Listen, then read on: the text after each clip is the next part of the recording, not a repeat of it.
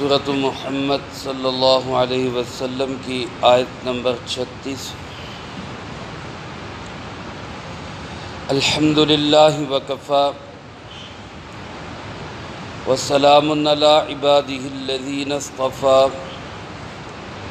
خصوصاً علی سید الرسل وخاتم الانبیاء وعلی آلہ واصحابہ الاتقیاء۔ اما بعد فاعوذ باللہ من الشیطان الرجیم بسم اللہ الرحمن الرحیم۔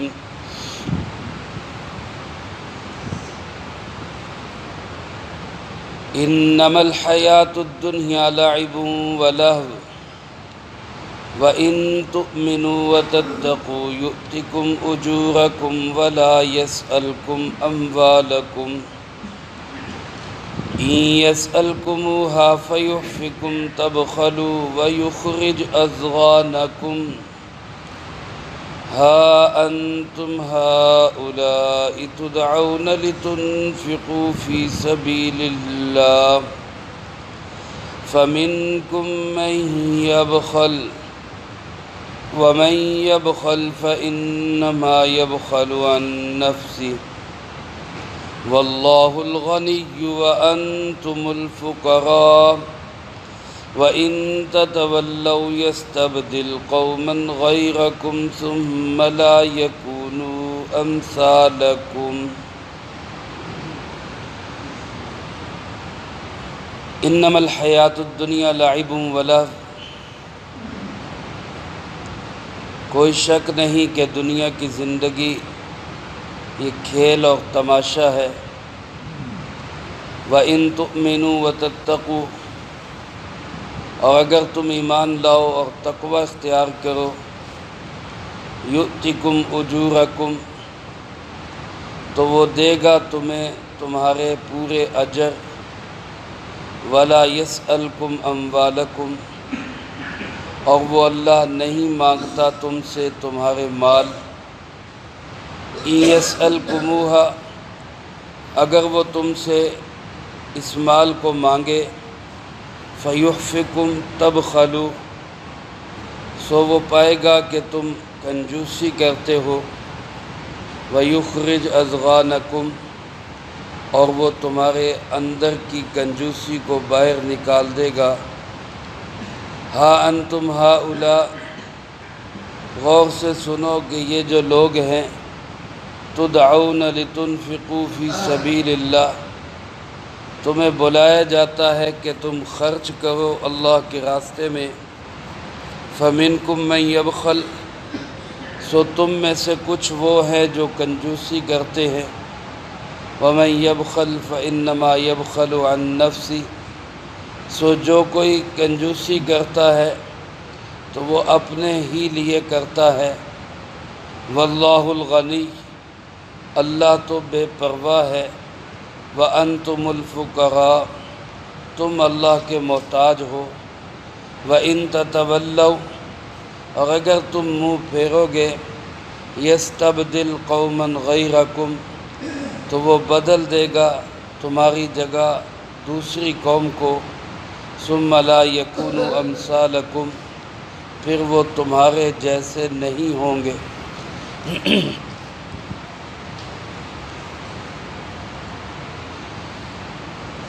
سورۃ محمد صلی اللہ علیہ وسلم، جس کا دوسرا نام سورۃ القتال ہے، اللہ رب العالمین نے اس سورۃ مبارکہ میں جہاد اور قتال کے متعلق بہت سارے احکامات کو بیان فرمایا، اور خاص طور پہ ان لوگوں کو تنبیہ کی جو جہاد سے جان چھڑاتے ہیں، جی چراتے ہیں۔ منافقین کا وہ ٹولہ جو جناب نبی پاک صلی اللہ علیہ وسلم کے زمانے میں جہاد کا نام سے بدعتہ تھا، آج بھی بہت سارے ایسے لوگ ہیں وہ جہاد کا نام سن کر ان کی طبیعت خراب ہونے لگ جاتی، حالانکہ جہاد اسلام کی سب سے بلند ترین چوٹی ہے۔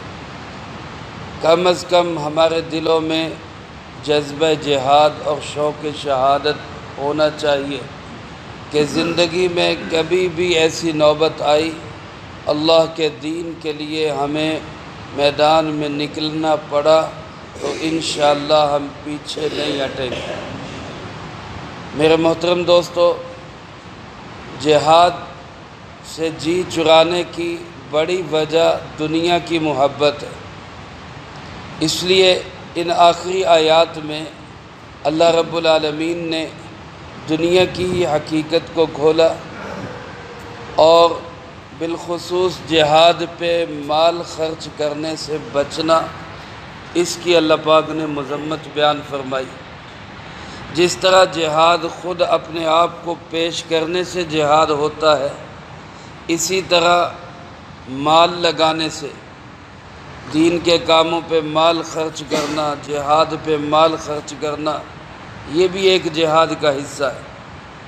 بلکہ قرآن کریم کی بہت سی آیات میں مالی جہاد کو اللہ رب العالمین نے پہلے بیان فرمایا اور جان کے جہاد کو بعد میں بیان فرمایا۔ جاہدوا باموالکم وانفسکم، تو مال کا خرچ کرنا یہ بھی ایک بہت بڑا جہاد ہے، اور اس جہاد سے بھی وہی شخص رکتا ہے جس کے دل میں دنیا کی محبت ہوتی ہے۔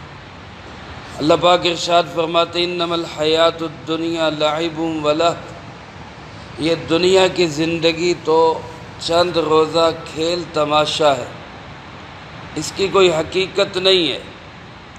یہ دنیا مچھر کا پر ہے، یہ مکڑی کا جالا ہے، اس کی کوئی حیثیت نہیں، کوئی حقیقت نہیں، آج ہے کل نہیں ہوگی، یہ فانی ہے، چھوٹی ہے، گھٹیا ہے، حقیر ہے۔ اس دنیا کی زندگی کی کوئی حیثیت، کوئی حقیقت اللہ کی نگاہ کے اندر نہیں۔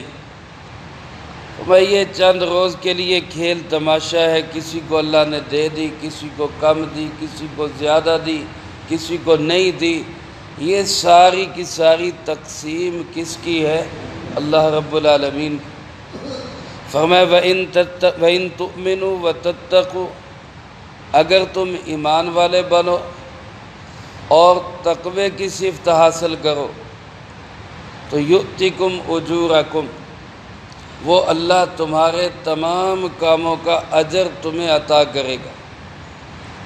گزشتہ آیات میں بھی یہی بات آئی کہ دنیا کے اندر جتنے بھی نیک اعمال بندہ کرتا ہے، نیک اعمال کا فائدہ تب ہوتا ہے جب دل میں ایمان ہو۔ اگر دل کے اندر ایمان نہیں ہے تو پھر جتنے بھی نیک اعمال بندہ کرے، نیک اعمال کا کوئی فائدہ نہیں ہوتا۔ اللہ پاک فرماتے ہیں اگر تم ایمان قبول کرو، ایمان حاصل کرو، یقین حاصل کرو، اور اس کے ساتھ ساتھ تقوی والی زندگی اختیار کرو، تو فرمایا یؤتکم اجورکم، وہ تمہارے تمام کاموں کا اجر تمہیں عطا کرے گا۔ اور فرمایا یہ بات سن لو کہ لا یسألکم اموالکم، وہ اللہ تم سے تمہارا مال نہیں مانگتا، اللہ تم سے تمہارے مال کا سوال نہیں کرتا۔ یہاں قرآن کریم میں اللہ پاک نے واضح طور پہ یہ فرمایا کہ اللہ سوال نہیں کر رہا، جبکہ دوسری آیات میں اللہ رب العالمین خود خرچ کرنے کی ترغیب دے رہے، اپنا مال خرچ کرو، اقیموا الصلاۃ آتوا الزکاۃ، زکوٰۃ ادا کرو، اقرضوا اللہ قرضا حسنا، اللہ کو قرض حسن دو۔ تو یہاں فرمایا کہ اللہ سوال نہیں کرتا، اور دوسری طرف خرچ کرنے کا حکم دیا جا رہا ہے، تو بظاہر دونوں میں تضاد ہے۔ ایک آیت کہہ رہی ہے کہ اللہ نہیں مانگتا، دوسری آیت سے پتہ چل رہا ہے کہ اللہ پاک کہہ رہے ہیں خرچ کرو۔ تو علماء نے اس کے دو جواب دیے۔ ایک جواب یہ کہ یہ جو فرمایا لا یسألکم اموالکم، اللہ تم سے تمہارا مال نہیں مانگتا، اس کا مطلب یہ ہے کہ اللہ اپنے لیے نہیں مانگتا۔ اللہ پاک اگر تمہیں کہتا ہے خرچ کرو تو وہ خرچ کرنا اللہ کے لیے کوئی فائدہ مند نہیں، وہ فائدہ مند ہے کس کے لیے؟ وہ تمہارے اپنے لیے۔ اس لیے پہلے یہ فرمایا یؤتکم اجورکم، وہ تمہیں تمہارا اجر دے گا۔ تو اللہ پاک اگر کہیں سوال کرتا ہے یا اللہ کہیں حکم دیتے ہیں کہ مال خرچ کرو تو وہ اپنے لیے نہیں بلکہ وہ تمہارے فائدے کے لیے۔ اسی لیے یہاں فرمایا کہ وہ اللہ سوال نہیں کرتا تم سے تمہارے مال کا، یعنی اپنے لیے اللہ کچھ نہیں مانگتا۔ دوسرا علماء نے اس کا مطلب یہ بیان کیا ہے کہ لا یسألکم اموالکم کا معنی یہ ہے کہ اللہ تم سے تمہارا سارا مال نہیں مانگتا۔ اللہ پاک نے مانگا ہے تو زکوٰۃ خرچ کرنے کا حکم دیا ہے۔ زکوٰۃ کتنی ہے؟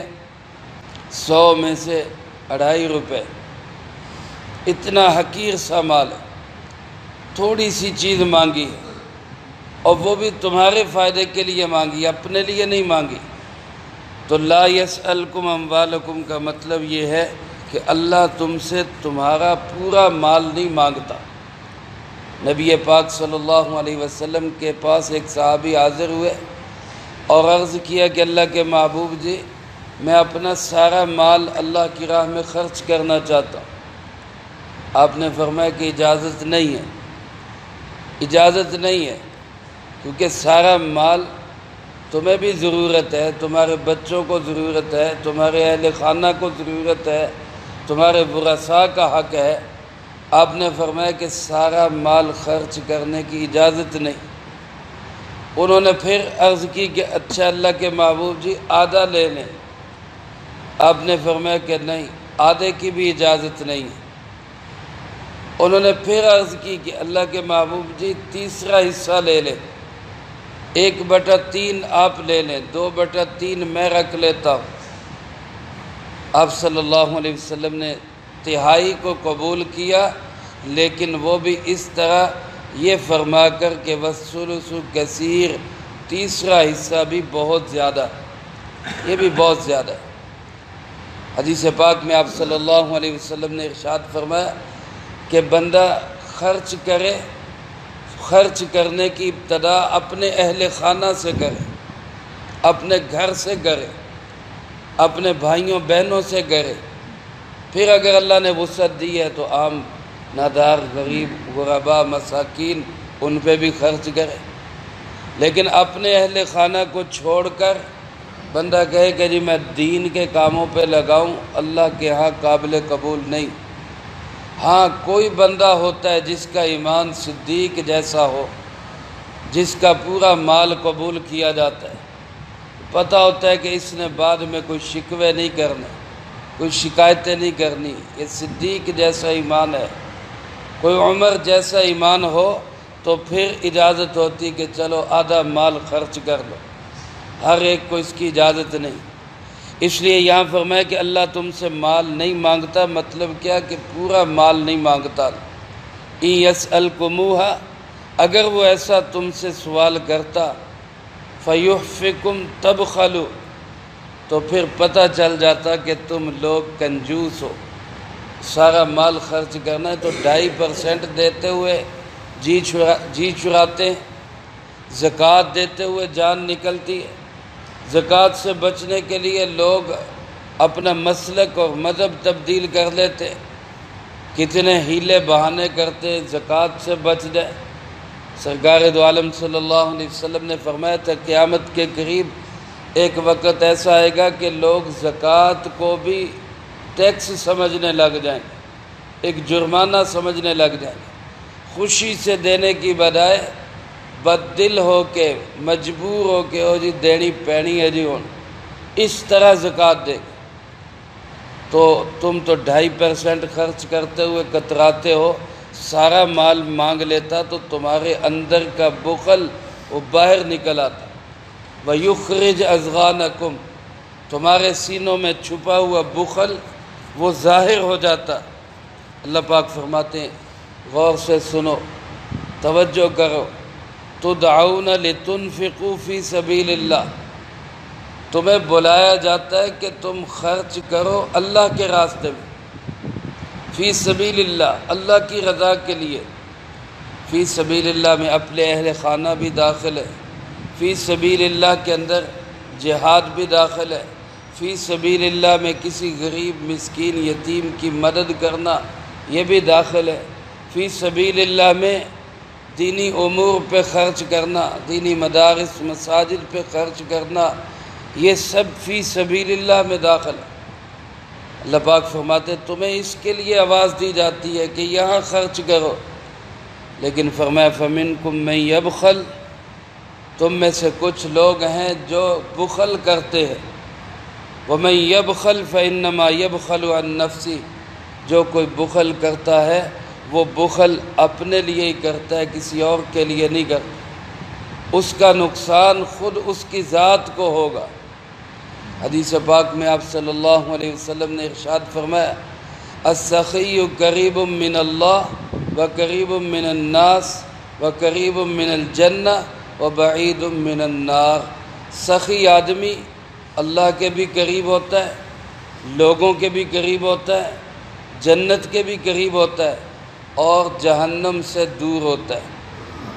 والبخیل، اور فرمایا دوسرے نمبر والا کنجوس بخیل آدمی، یہ فرمایا بعید من اللہ وبعید من الناس وبعید من الجنہ وقریب من النار، یہ اللہ سے بھی دور ہوتا ہے، بندوں سے بھی دور ہوتا ہے، جنت سے بھی دور ہوتا ہے، یہ جہنم کے قریب ہوتا ہے۔ سخاوت بہت بڑی چیز ہے۔ ہمارے پیارے آقا جناب نبی پاک صلی اللہ علیہ وسلم سب سے زیادہ اجود الناس، سب سے زیادہ سخی تھے۔ اللہ ہمیں بھی یہ سخاوت نصیب فرمائے۔ کنجوسی کا سبب کیا ہوتا ہے؟ مال کی محبت، پتہ نہیں پھر ملنا کہ نہیں ملنا۔ اور سخاوت کا سبب کیا ہے؟ اللہ کی ذات پہ یقین کہ جس نے اب دیا ہے وہ پھر بھی دے دے گا۔ اس لیے فرمایا اگر کوئی کنجوسی کرتا ہے تو وہ خود اپنے لیے کرتا ہے، اس کا نقصان خود اس کی ذات کو ہوگا۔ واللہ الغنی، اللہ تو غنی ہے، اللہ تو بے پرواہ ہے، اللہ کو تو ضرورت نہیں ہے۔ انتم الفقراء، تم اللہ کے محتاج ہو، میں اور آپ اللہ کے محتاج ہیں، اللہ ہمارا محتاج نہیں ہے، اللہ کسی کا محتاج نہیں ہے۔ یہاں تک اللہ نے اپنی بے پرواہی اور غنا کو ظاہر کیا، وہ اتنا غنی الاغنیاء ہے۔ اللہ فرماتے ہیں ان تتولوا، اگر تم سارے بھی منہ پھیر لو، تم سارے بھی جہاد سے پھر جاؤ، تم سارے بھی خرچ کرنا بند کر دو، تو یستبدل قوما غیرکم، وہ تمہاری جگہ کسی دوسری قوم کو بدل دے گا، کسی اور قوم کو لے آئے گا۔ رسول اللہ صلی اللہ علیہ وسلم نے جب یہ آیات مبارکہ سنائی تو ان آیات مبارکہ کے مخاطب کون تھے؟ صحابہ اکرام رضی اللہ تعالیٰ مجمعین، اولین مخاطب تو وہی تھے۔ تو گویا صحابہ کو یہ کہا جا رہا ہے کہ اگر تم پھر جاؤ گے، صحابہ اور جتنے اس وقت کے ایمان والے تھے ظاہر میں، چاہے وہ منافق تھے چاہے کوئی بھی تھے، سب کو یہ کہا جا رہا ہے کہ اگر تم پھر جاؤ گے تو اللہ تمہیں بدل کے کسی اور قوم کو لے آئے گا، پھر وہ تمہارے جیسے نہیں ہوں گے۔ حدیث پاک میں جب یہ الفاظ آپ نے سنائے تو صحابہ کرام رضی اللہ تعالیٰ مجمعین پوچھنے لگے اللہ کے محبوب، اگر ہم اللہ کے دین کے لیے خرچ نہ کریں اور اللہ کے دین کے لیے میدان میں نہ نکلیں تو اللہ نے کہا میں بدل کے کسی دوسری قوم کو لے آؤں گا، تو یہ دوسری قوم کون سی ہوگی؟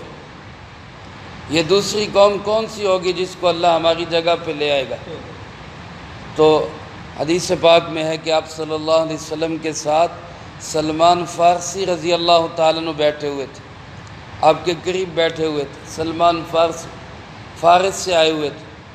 تو آپ نے ان کی ران پہ ہاتھ مارتے ہوئے فرمایا اس کی قوم میں سے اللہ ایسے لوگوں کو پیدا کرے گا جو تمہاری جگہ پہ کھڑے ہوں گے اور پھر وہ تمہارے جیسے نہیں ہوں گے۔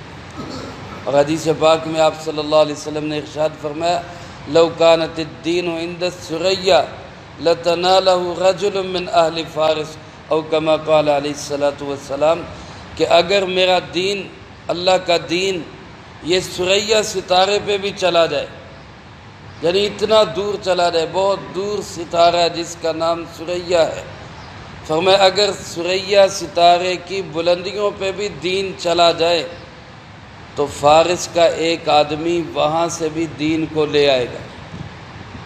اور علامہ جلال الدین سیوطی رحمۃ اللہ علیہ فرماتے ہیں کہ یہ جو حدیث پاک ہے اس کا مصداق امام ابو حنیفہ رحمۃ اللہ علیہ اور ان کے شاگرد ہے۔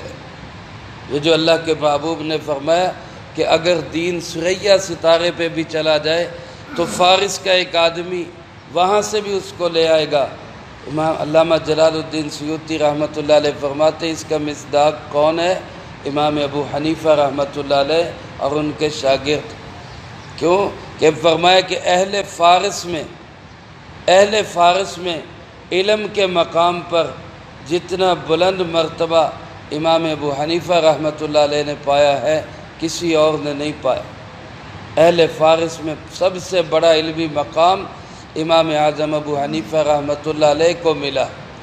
باقی ائمہ جتنے ہیں وہ سب عربی ہیں، امام شافعی عربی ہیں، امام مالک عربی ہیں، امام احمد بن حنبل عربی ہیں، فارس والوں میں سے، عجمیوں میں سے ایک ہی امام ہیں اور وہ امام ابو حنیفہ رحمۃ اللہ علیہ۔ اس لیے جو آپ نے فرمایا کہ اہل فارس میں سے ایک آدمی اور عجم والوں میں سے ایک آدمی جو ثریا سے بھی دین کو لے آئے گا، تو فرمایا کہ اس کا مصداق امام ابو حنیفہ رحمۃ اللہ علیہ۔ پھر یہ آیت، یہ جملہ ہے، یہ صرف صحابہ کے لیے نہیں، یہ میرے آپ کے لیے بھی ہے کہ اگر آج ہم اللہ کے دین کو اپنا مقصد نہیں بنائیں گے، اس کی سربلندی کے لیے محنت نہیں کریں گے، دین کی حفاظت کے لیے اپنا مال جان خرچ نہیں کریں گے، تو اللہ ہمیں بدل دے گا، ہماری جگہ کسی اور قوم کو کھڑا کر دے۔ دیکھو میرے بھائیو، اس وقت پوری دنیا میں دین کا مرکز وہ پاکستان ہے، پوری دنیا کے تبلیغی جماعت کا مرکز پاکستان ہے، اور مدارس اور مساجد کا سب سے بڑا نیٹ ورک وفاق المدارس العربیہ پاکستان کی شکل میں وہ پاکستان کے اندر ہے۔ دنیا جہان کے لوگ پاکستان سے دین سیکھنے کے لیے آتے ہیں۔ پوری دنیا کے اندر سب سے زیادہ قرآن کے حافظ جو تیار ہوتے ہیں وہ پاکستان کے اندر تیار ہوتے ہیں۔ سب سے بڑا ملک ہے دینی اعتبار سے۔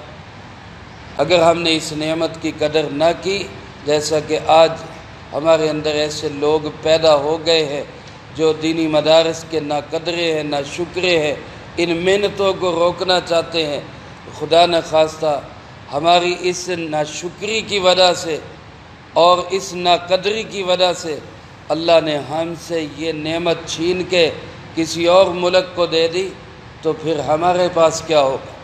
اللہ تو کسی کا محتاج نہیں ہے۔ دیکھو نا، اگر اس نے عربوں کو ہٹا کے ہم کو مرکز بنایا ہوا ہے تو وہ کیوں بنایا ہوا ہے؟ قدر کی وجہ سے، عزت کی وجہ سے، احترام کی وجہ سے، مال جان خرچ کرنے کی وجہ سے۔ لیکن اگر ہم بھی انہی جیسے ہو جائیں گے تو پھر اللہ، ہماری ضرورت بھی نہیں ہے اللہ کسی اور کو لے آئے گا۔ اس لیے ان دین کی تمام محنتوں کی ہمیں قدر کرنی چاہیے اور ان کا احترام کرنا چاہیے اور ان پہ مال و دولت خرچ کرنا چاہیے، اپنے اوقات ان پہ لگانے چاہیے تاکہ اللہ پاک یہ نعمتیں ہمیں نصیب فرمائے رکھے۔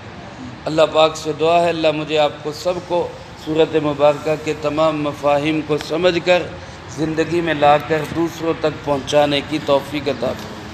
اللہم انت السلام و منک السلام۔